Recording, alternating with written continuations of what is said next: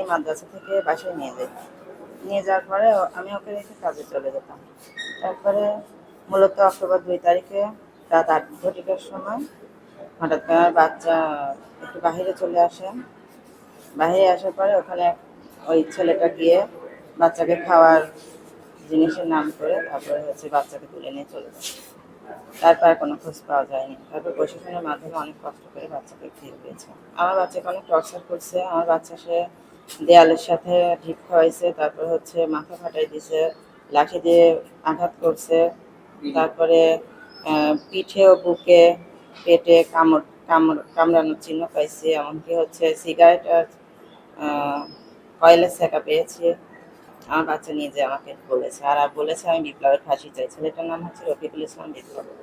এই 7 মাস ধরে এই বাচ্চাটাকে এই মানব চক্র, অপহরণকারী চক্র, এরা ভিক্ষাবৃত্তি, নিজেরা শারীরিক নির্যাতন, আঙুল কেটে ফেলা দেওয়া, এতগুলো নির্যাতন চালাইছে, যা আমরা মানবাধিকার কমিশন সহ সকল শ্রেণী পেশার মানুষের কাছে এবং প্রশাসনের কাছে দৃষ্টান্তমূলক শাস্তি আবেদন করেছি। আমরা এটা যখন জানতে পারি যে এই বাচ্চাটা যখন এই অপহরণের যে বিষয়গুলা, পরবর্তীতে আমাদের যে সংগঠনের মানবাধিকার সংগঠন ঐক্য পরিষদের সম্মানিত যুগ্ম সাধারণ সম্পাদক জয়নাল আবেদিন প্রথম এই যে ইনফরমেশন আমাদেরকে সবাইকে দেয়। তারপর পরবর্তীতে আমরা এটার সিদ্ধান্ত নিই যে না, বাচ্চাটাকে উদ্ধার করতে হবে। তখন পরবর্তীতে আমরা প্রশাসনের সাথে যোগাযোগ করি। তারপরে যোগাযোগ করতে পরে এক পর্যায়ে প্রশাসন এটার ব্যাপারে নড়ে চড়ে ওঠে এবং এটাকে প্রশাসন যথেষ্ট তাদের চেষ্টা এবং সুন্দর চেষ্টার কারণেই আজকে বাচ্চাটা উদ্ধার হওয়া সম্ভব হয়েছে। 2/10/2024 ওই সোহানা খাতুনের মাকে বলে ওই ওর নাম ভিকটিমের সোহেবকে বলে আমি কিছু কিনে দেই, এই কথা বলে সেই রফিকুল ইসলাম নিয়ে যায়। তারপর থেকে এই বাচ্চাটাকে খুঁজে পাওয়া যাচ্ছিল না। পরবর্তীতে ভিকটিমের মা সোহানা খাতুন 7/10/2024 একটা জিডি করে।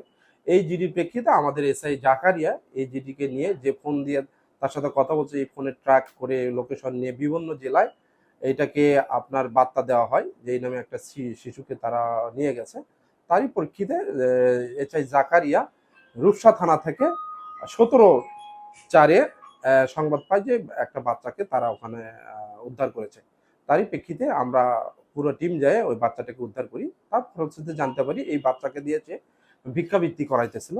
তারই প্রেক্ষিতে আমরা তারপর থানায় নিয়ে এসে তার বিরুদ্ধে নিয়মিত মামলা নিয়ে আমাদের পাবনাতে আমাদের হাসপাতালে একটি শিশু ভর্তি হয়েছে, যাকে অপহরণ করে পরে ভিক্ষা কাজে লাগানো হয়েছিল। তো আমি ছেলেটাকে দেখেছি। ছেলেটার বয়স মাত্র 6 বছর, সোয়েব।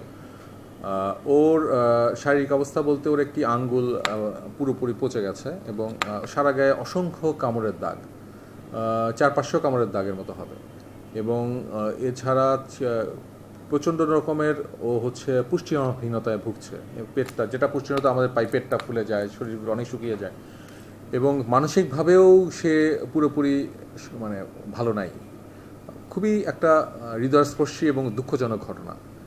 এটা আসলে আমরা আমাদের এখানে নিয়ে আসার পরে আমরা আমাদের সাধ্যমতো যতটুকু তাকে চিকিৎসা সেবা দেওয়া হয়, যেমন আজকেও তার একটি ছোট্ট অপারেশন চলছে। তার আঙ্গুলটা পচে গেছে। ওই আঙ্গুলের যে গ্যাংগ্রিনটা হয়েছে ওটা যদি সময় মতো সরানো না হয় তাহলে ওই গ্যাংগ্রিনটা স্প্রেড করে হয়তো পুরো হাতটা খারাপ হয়ে যেতে পারে।